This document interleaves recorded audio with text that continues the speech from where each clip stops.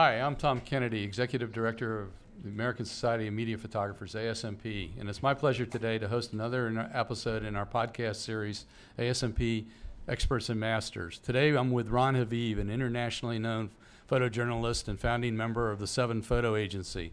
Before starting our conversation with Ron, I wanted to give a quick shout out to Adorama for letting us use their event space, and also to the Photo Brigade, who's kind enough to provide our production support. So, Ron, welcome. Great, Great thanks. to have you. Thank you. Good to be here. Right. So let's go back to the beginning of your career. You were 23 years old, heading to Panama after doing work in New York for AFP. Tell me about what you were expecting when you hit the ground in Panama.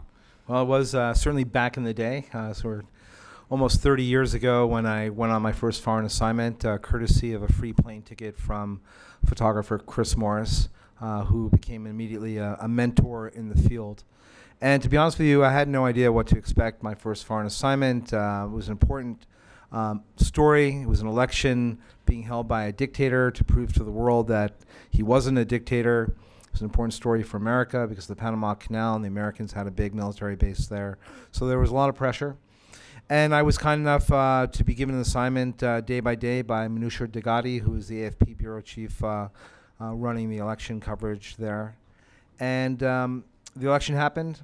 Noriega, the dictator, lost the election.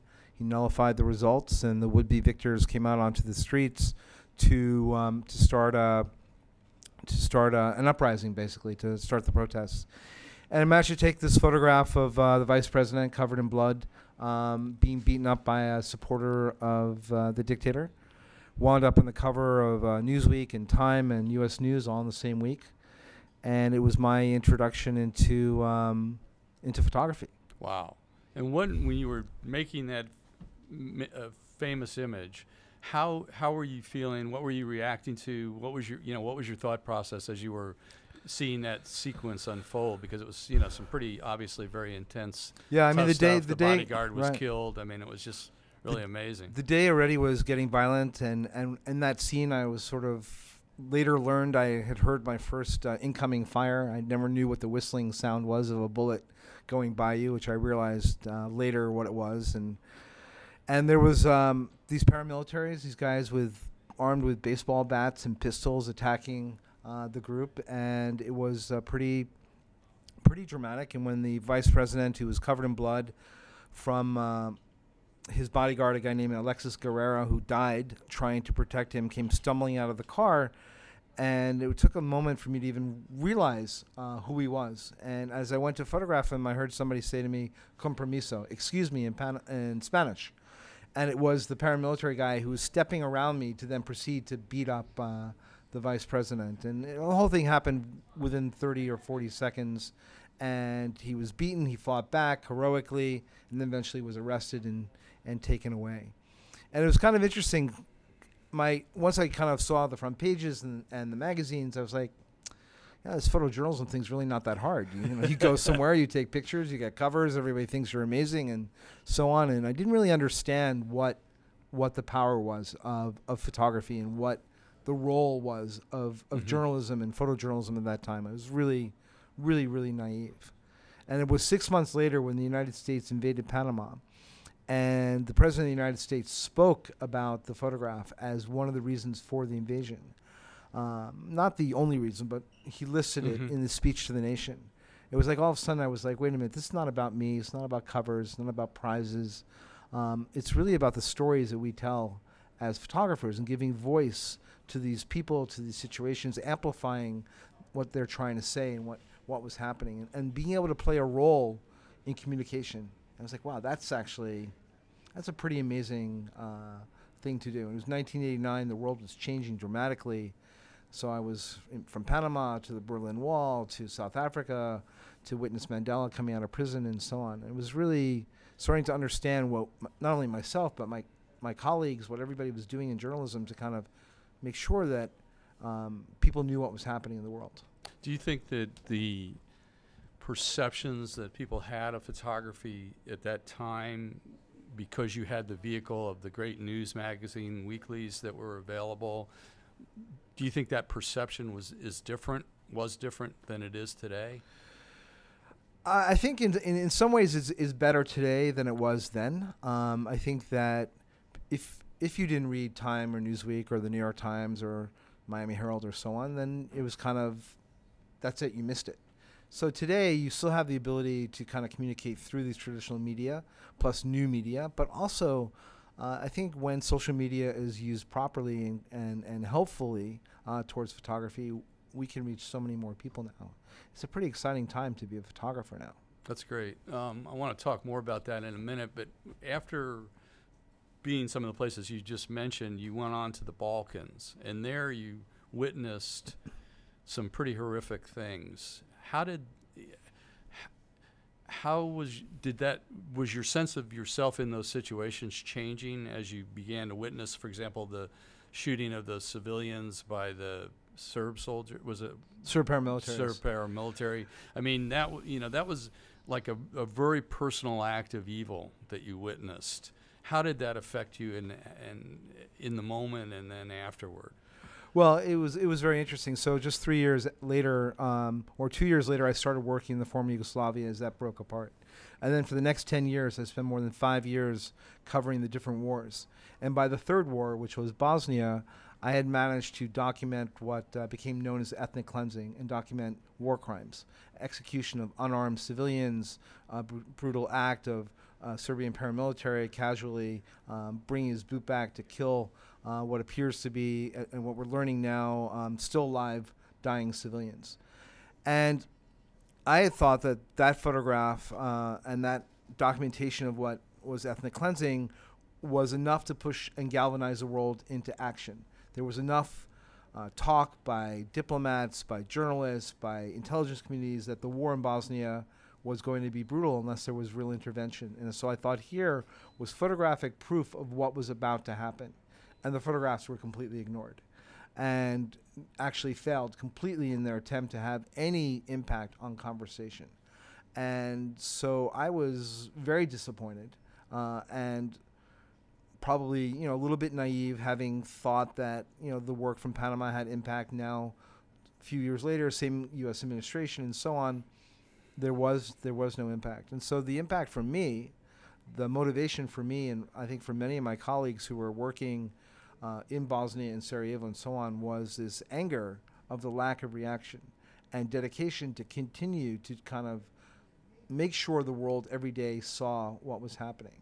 And one of the things that we all learn in history, high school history from the Holocaust, was that when Roosevelt or others were asked, why didn't you intervene? The response was, well, we didn't know. But the next refrain was, but never again. Never again will there be a genocide. Now in my career, I've documented 3 genocides: Rwanda, Bosnia, and Darfur. And we see now possibly genocide that will be named for what ISIS did in Iraq. And so this idea of never again is a bit of a farce, but it is a responsibility for us as journalists, as photographers, to not allow anybody to say, I didn't know. Do you think that the world needs visual proof in order to fully understand and grasp what's happening on the ground? I think without question. I think when you see numbers like 3 million refugees or thousands of people dying and trying to flee from here or there, these numbers are so abstract. They're very hard for any person to actually comprehend and have any sort of emotional connection. But when you see a photograph of a child who drowned on the beach, and it all becomes immediate. And that's where the power of photography can be. Right. I mean, it's interesting that you referenced those 2 cases, because I'm thinking back, I had just started at the Washington Post doing their multimedia operation, and this was sort of at the end of the Balkans conflict when Kosovo was happening. And I remember having a very spirited discussion with our editor at the time about whether or not we were going to display the shot, which I believe you may have actually covered as well, of a massacre that had happened where children had been killed and they were all laid out in a sort of a makeshift morgue covered by sheets. And I said, we have to run that photograph because it's the only way that we can show the barbarity, to really drive home the barbarity of what was happening. And, the editor agreed, and we figured out a way to utilize it where it wasn't offensive, but it was visible and it made the point. And that was where I felt like that digital had an advantage over newspapers, because I don't think the newspaper probably would have run the same image in quite the same way. But I felt that was what we had to do to really convince the public that this was happening, and to try to, fuel a response that would be beneficial to ameliorating the situation. Yeah, I think it's absolutely imperative, and for that to continue. I think, the issue that we face now is this fragmentation, and of course, we have over 1 trillion photographs being taken. How does the work that needs to be seen rise above the noise, rise above the pictures of people's breakfasts and so on? But at the same time, we have an audience that is so engaged now in visuals that when great work does appear, they respond to it. It strikes me that the role of aesthetics is really crucial in driving the focus on an image and the message that's being told. And I think about that in the context of, like, I've always felt that the best photographs are ones where you're dealing with a very specific situation that's happening in front of the photographer, and you're capturing that with aesthetic language that expresses it in the most visual, powerful way possible. But at the same time, you are trying to connect that specific to something underlying as a fundamental truth about the human condition that's also being revealed in the moment. How do you organize that? How does that work for you in your own brain as you're making the pictures? Very much along what you just said. I think aesthetics are incredibly important, especially now. And what I want to do with my work is I want there to be an emotional relationship between the viewer and the image, and that's usually done through aesthetic. And that once the relationship exists because they're brought to it by light, by composition, and so on, they can't look away, and the content becomes that much more powerful. I feel if there's no aesthetic, especially today, people will just move. They swipe, they change the page, they turn the page, whatever, and then what's the point? So use of color, light, all of those different things to engage the viewer in a way where, like, I can't look away. So I'm criticized for war porn, poverty porn, etc. But because I'm making things that are very hard look too beautiful, but I think it's the wrong argument, because I want them to look at it. I want them to go, wow, what's going on there? And then when they read the caption, understand what they're seeing, it stays with them. If they immediately go to the next photograph, then what's the point? Right. If we could go now, I wanted to show a little snippet of Ron's reel from his video work, because I've been struck looking at your show reel that it really hit me powerfully that the aesthetic that you have with your still photography, you're using the same language essentially with your videos. And I feel like that there's a power to it that is, I won't say it's totally unique, but it's very specific to you, and you're able to translate into a different medium and still have the same aesthetic power.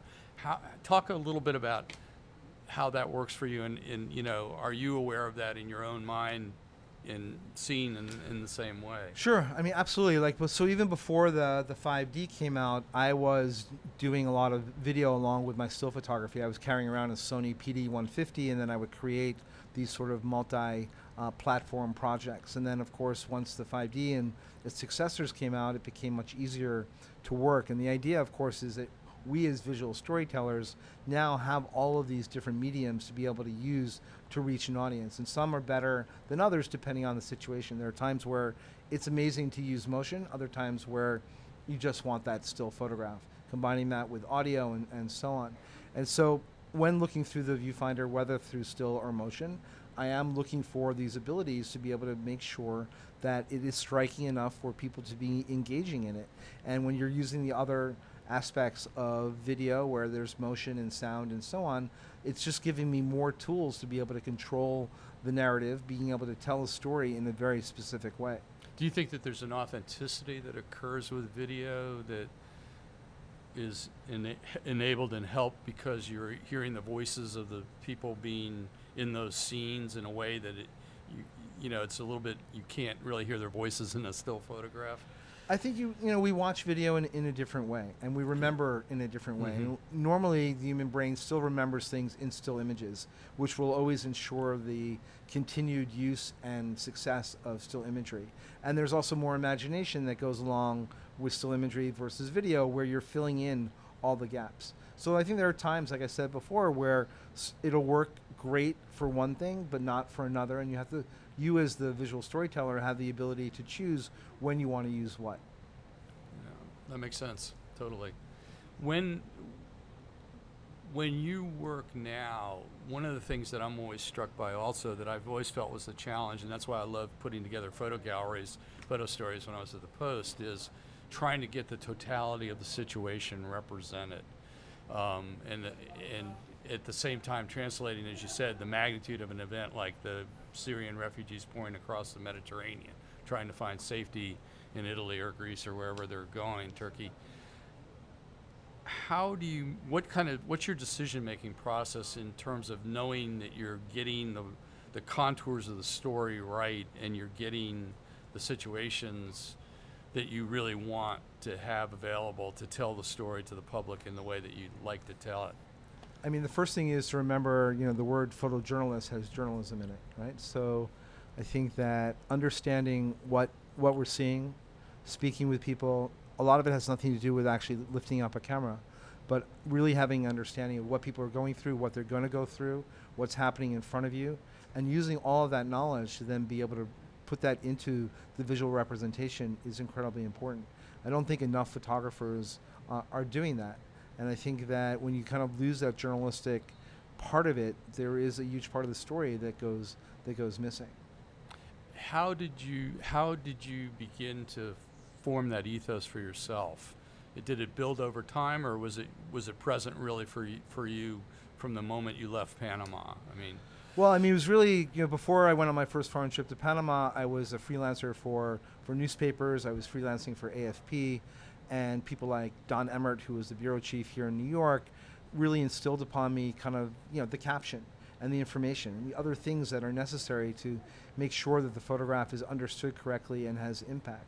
And those are like the basic tenets of journalism, like what's happening, who's here, what's going to happen next, all those different things. So I like to think that it kind of came from my early training as a photographer. Mm-hmm. I know that sometimes photographers have told me in the past, when I worked at National Geographic particularly, that they were sometimes inclined to have a cinematographer's kind of view of it, that it was okay if a photograph had a certain mystery to it as a part of its communication power, and it didn't answer the questions explicitly in the way that journalism tries to do.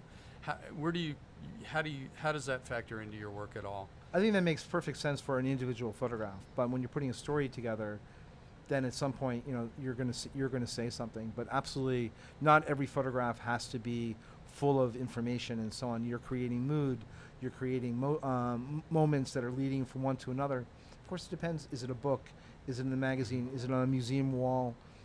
What are the different ways that we can now show our work? There's so many ways, and each way has a very specific language to it. And are you consciously trying to keep those different media forms in mind as you're working, or do they emerge after the fact as you assemble the work that you've done on a particular topic?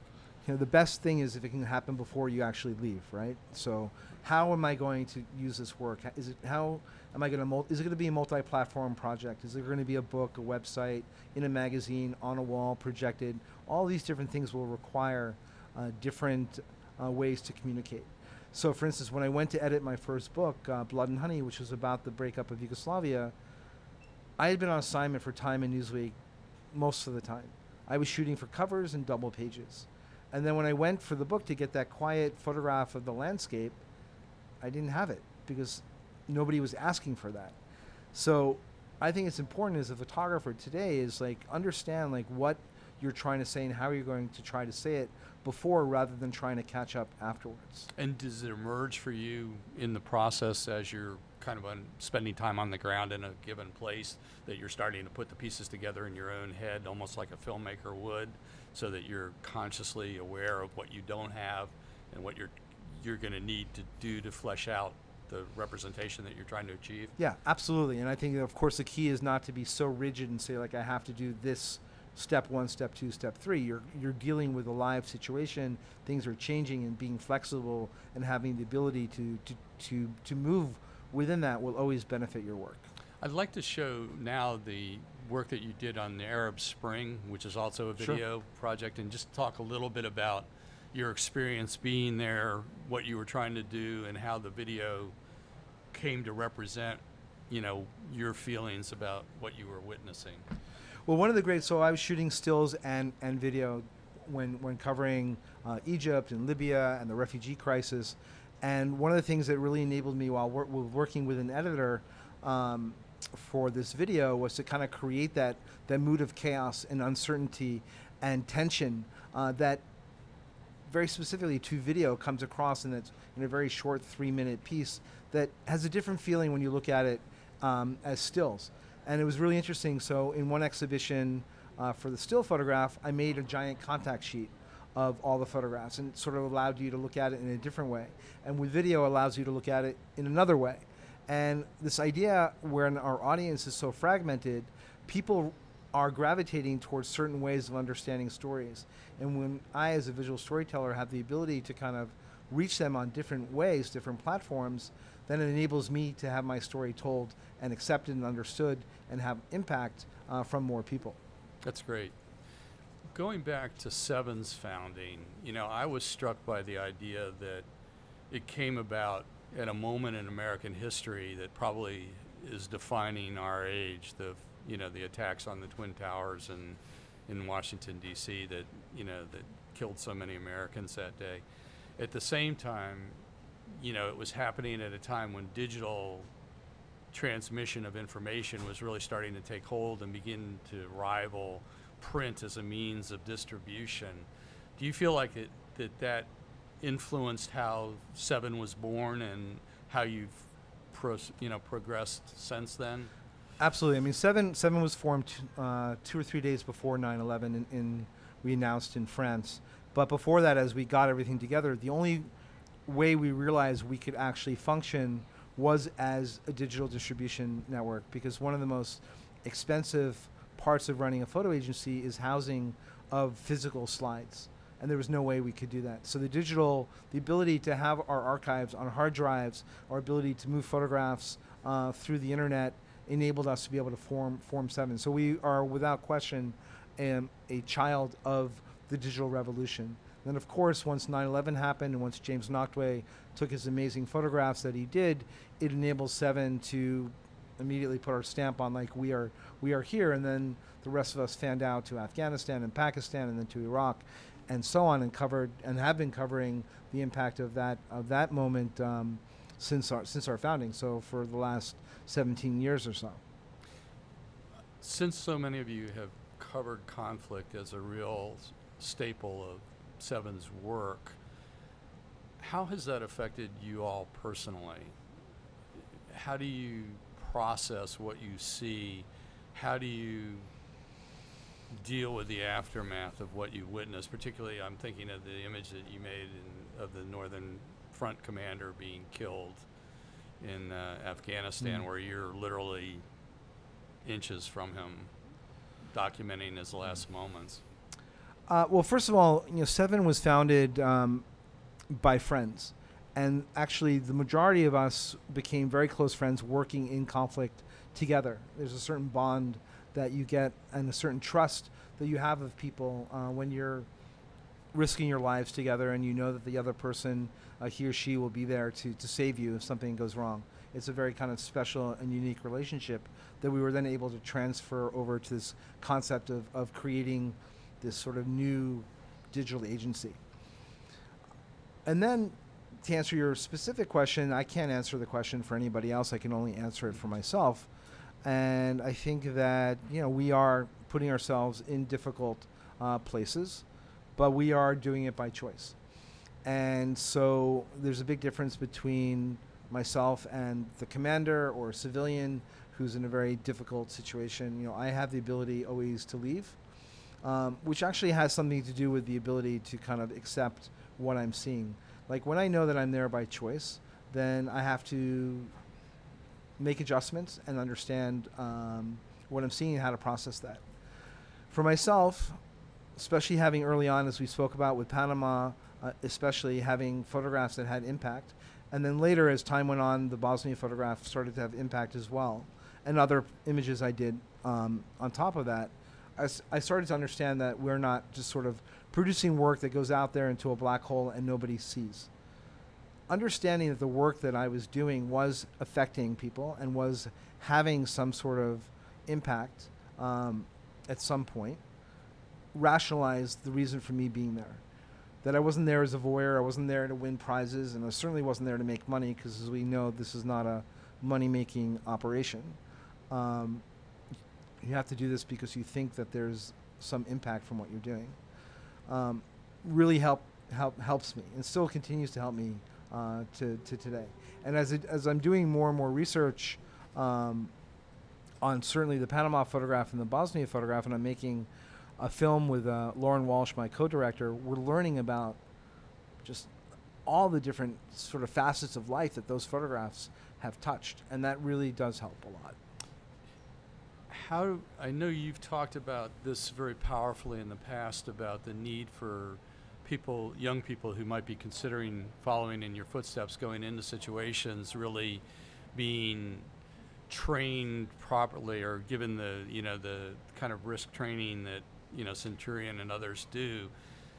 But it seems like there's also a psychological component to it as well. How do you help young people process that part of it? Well, first of all, it's really been fantastic that over the course of my career, this concept of PTSD, which was once personified by the journalist drinking in a bar alone after covering a conflict, is no longer this sort of stigma. So a Canadian doctor named Anthony Feinstein did a study on journalists covering conflict and PTSD, and found that we suffer, those that cover conflict, the same amount of PTSD that a soldier or a policeman would do. And once that happened, once those numbers came out, organizations started to understand, especially those that are responsible for their staff, started to make sure that people were being not only trained how to survive physically, but also how to survive mentally. So organizations like DART, which is devoted to making sure that journalists understand how to cover traumatic situations and how to survive and continue on to the next story, are incredibly important. And the understanding that we ourselves are a community that can talk with each other. So there to make sure that a young photographer, that he or she knows that they can come to another photographer that has similar experiences, that's a place to go, but also to be able to go to professionals and seek help and understand that there's nothing wrong with that. This is just part of the job, and that in order for you to be able to function and go to the next place, you need to be healthy and understand what the risks are. Do you have to take breaks to kind of rebuild your stamina to go back into the fray? Absolutely, and I think it's understanding or knowing yourself to be able to understand that. I remember one story during a conflict, myself and a photographer, we had been on the road for probably a month and a half or so, covering a lot of different battles, and we wound up trying to get into this town that was surrounded. It was very difficult. We get there, and we find this commander we had already photographed and spent time with, and he was under siege and couldn't leave. And a bomb went off, not very close, but enough to kind of make a noise. And the photographer and I jumped out of our skin. We were so freaked out. And this commander, who's under siege, looked at us and said, "You guys have to go home. Like, you've seen too, like, you need to take a break." And it was a really good lesson to understand, like, it was that we had to have a stranger who was under much more pressure than we were say, like, "You guys have hit your limit." And so understanding that, understanding how you work, how do you manage fear, all those things, you know, those are important things that people have to understand how to deal with. Yeah, because I mean, it strikes me that your survival in those situations really depends on your risk assessment in the moment. And, absolutely. And being able to position yourself in a way that you're going to be as much as possible out of harm's way, realizing that you're never out of harm's way. Exactly. That's why these hostile environment courses are so important. That's why organizations like RISC and ACOS, which is a group of different journalists and organizations, are trying to make sure through places like Rory Peck that everybody is getting trained. It's incredibly important that if you're going to go, even if you're going to go to a refugee camp as a photographer, you need to take a hostile environment course and you need to take a medical trauma course. Mm-hmm. That's great advice. Let's talk a little bit now about how the public perceives photojournalism, and in particular, the idea of being able to see a photograph or even watch video in a particular point in time, and then come back to it later with new understandings. I know you've started several projects that really involve this kind of assessment, the Lost Roles project. Talk a little bit about, how that came to be and kind of what you're realizing about the role of photographs in promoting, memory and that sort of thing. Sure. Well, the first thing and the most important thing in the media is visual literacy, which is something not only in the United States but around the world is lacking. And we're seeing quite often photographs being misused, miscaptioned, and so on. So along with the whole fake news thing, photography is part of that. So having an audience that is not passive but active in understanding how to understand photography is incredibly important. And then moving along the line, kind of what I've experienced through the Lost Roles project, first starting off with my book called The Lost Roles, which is where I processed over 200 rolls of film from 25 years that I had never seen before, and understanding how some of my photographs have changed, or understanding like what role photography played within my own memory was a really interesting experience. And one of the things that became very important that came out of my Lost Roles book was that when I went around speaking to people, I would ask them, do you have a roll of exposed but undeveloped film that you threw a camera into a drawer once you picked up your digital camera and so on? And more than half the people said, yeah, I have a roll of film. I don't know what to do with it. So I partnered with Fujifilm, who graciously paid for processing and scanning of film for free, and then Photo Shelter, which houses where the film, the photographs exist, and Photo Wings, an organization dedicated to photography and memory and education. We basically created this public archive where people were sending in film from 1970, 1960, 1950, and all of a sudden having these parts of their lives that they never saw before come alive in photographs, and then writing about their memories connected to the photograph. And so the project is amazing because it's a democratized archive. We don't, myself and the people, Lauren Walsh and others who are working on it, don't choose the photographs. The people themselves choose the photograph not based on the best photograph, but based on their memory. And it becomes this conversation about like what role does photography play in your life.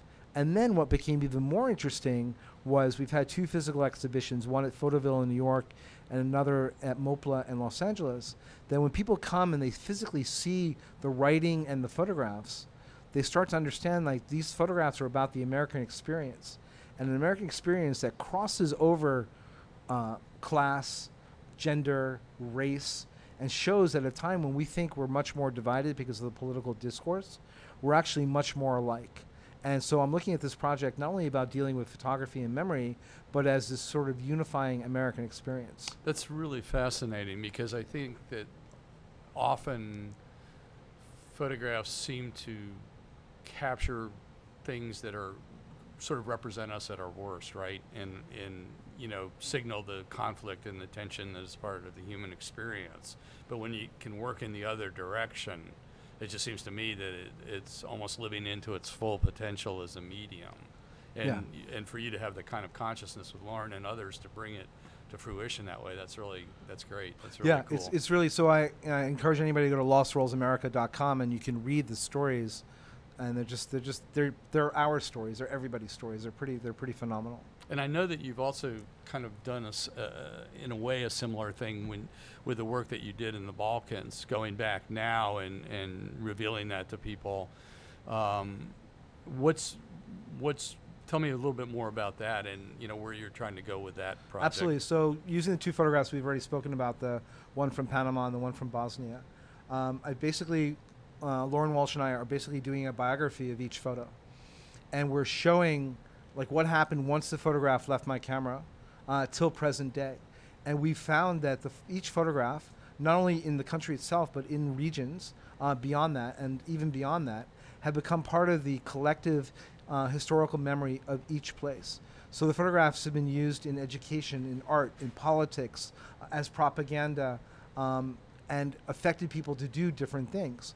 So one of the things I learned with the Panama photograph was that once the photograph came out and was on the cover of the magazines, the opposition was being pushed very hard. People were being arrested and so on. It was illegal to have the photograph. But the opposition people in Miami would fax the photograph into Panama so people could see it and know that the world was paying attention to their cause.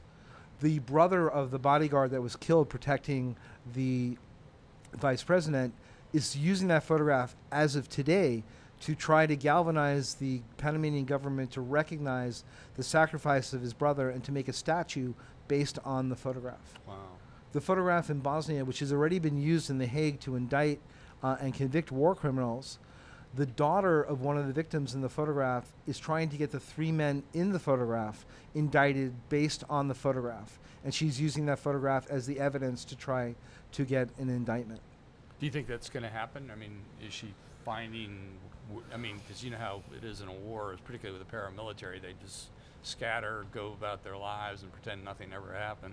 The people in the soldiers in the photograph have all been identified, but I still think it's going to be very difficult for her to get justice. But the photograph itself has become a representation in Bosnia and beyond of war crimes, of ethnic cleansing, and has been made into art, has been used in politics, has been used in all different types of ways, and had affecting everybody from the president of the country to the man on the street. And so one of the things that the film called Biography of Photo is doing is talking not only about my specific work, but talking about photography and photojournalism in general, that immediately it comes out as news. But the photographs that survive beyond that have multiple lives. And that's something that's an amazing testament to the power of photography. I know. I think about that all the time. When I was doing work again at the Post, often I would be asked to build a historical gallery of some situation or some person. And what always struck me is that the photographs that I was choosing were created for a specific purpose initially that was quite news-driven, journalistic, but there was meaning in the photograph afterward that in hindsight it was something else that was actually in the photograph that turned out to be as important, if not more important. Do you find that true Absolutely. for your own work? Yeah, I think it's incredible, and it really just shows, the multi-layering of what photography can do. And also, as time passes, your interpretation changes. My interpretation changes, but so does its role in these different places. And what I really find fascinating that when both the Panama and Bosnia photograph are published, they're now basically they've been taken and adopted, and in some ways, okay, I no longer often get a credit. Nobody asks me. They just it's our picture. It's been taken in by the countries, which I think is the highest mark of respect that a photograph can get. It is so much intertwined with the way that people think about this conflict or that conflict. I have two questions that sort of flow from that. One is, are you optimistic about the human condition as a result of everything that you photographed? And what do you think is the future of photojournalism as you practiced it and are enlarging the sort of the platform on which it plays out today? That's a great question. I think I have to always be optimistic that there's some positivity coming down the road and there's hope and so on, because I do, within all the evil things that I've witnessed and photographed, there are also moments of heroism and kindness and good. And I hope that continues to kind of, take power and affect people for the better. And that hopefully I think that photojournalism has to survive because we are intertwined with that, the telling the stories of humanity and the people being able to learn from the work that I'm producing and my colleagues are producing, is incredibly important for the benefit and the betterment of the world. I know it sounds a little bit, cliche and sappy, but it really is true that, photographs can have an impact. And I think that one of the things that I teach when I teach a workshop, I tell my students, think about how many people with the work that they do can affect somebody outside their circle, change somebody's life for the better, even just one person's life for the better. And there's not a lot of work that people do that can do that, but photography is absolutely one of them. When we have the ability to tell a story, put it out there through all our multiple means of communication now that we have as publishers, and have somebody say, like, I'm going to give some money to UNICEF or Doctors Without Borders, or I'm going to vote in a different way because I understand the world a little bit better because of that photograph or that story that I saw. That's, I think, pretty fantastic. That's great. We always like to close these with conversations with asking you for a piece of advice that you would offer to young people entering into the profession of photojournalism today. What would you suggest to them that would be valuable to them to take a hold of to help be a pole star as they get into the business? Well, first of all, just ignore the naysayers. When I started 30 years ago, what was the first thing I was told? Photojournalism is dead. The industry is over. It's never going to be like the way it was in the 70s and 80s. Go do something else. And now we're hearing the same thing. So ignore that. Go with your passion. Understand what you're doing. Understand you have the ability now to reach people directly. You can be a publisher yourself. We're all publishers if you have social media. Understand how to harness the power of that, and be true to what you think, and be true and respectful to the stories and the people that you are documenting. Fantastic. Ron, this has been a great conversation. I really appreciate it. Great. Oh, and now we want to end with showing the video, of the project that you were referencing earlier. This is a trailer from Biography of a Photo. Thank you.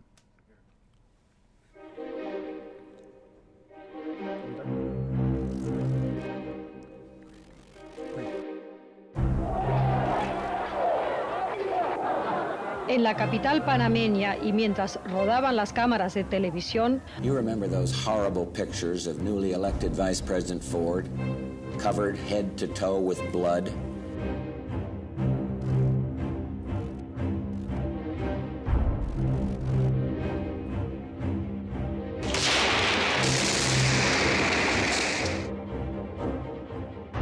Amongst the most damning evidence against Arkan is this series of pictures taken by an American photographer. These are civilians, and they are being executed in the most brutal manner by a beast, not by a human being. Last night, I ordered U.S. military forces to Panama.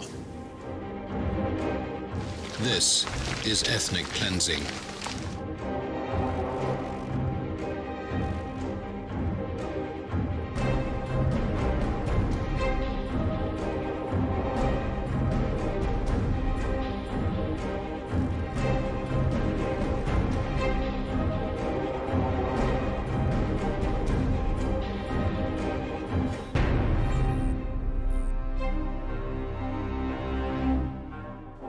Y también recuerda que es una imagen que se convierte en viral cuando ese término ni siquiera existía, porque estamos hablando de una época pre-internet. La sangre que él tiene al lado derecho es la sangre de mi hermano, porque a él le dispararon dentro del carro. No quedó nadie detenido por la muerte de él. Yo quiero que esas fotos que se vivió ese día queden en la historia, en el monumento, en vez de poner una placa.